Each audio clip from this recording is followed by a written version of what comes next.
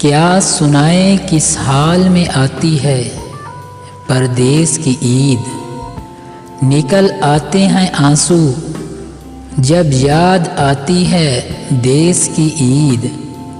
रहें वो खुशो खुरम घर में अपने, जिनके लिए हमको रुलाती है ये परदेस की ईद।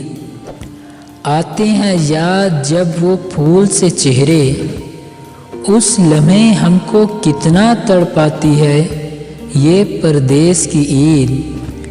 किससे गले मिलें किससे कहेंगे अपना हम, बस यूं ही तन्हाई में गुजर जाती है ये परदेस की ईद।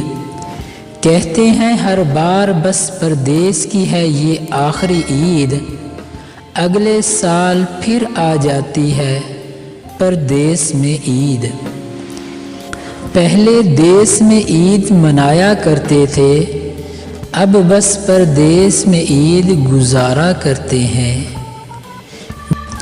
मेरे हिस्से में परदेस की वो जिंदगी आई, जिसको जीते हुए भी डरता हूँ, क्योंकि ज़िंदगी का कोई भरोसा नहीं और कितनों की उम्मीदें वाबस्ता हैं मेरे साथ।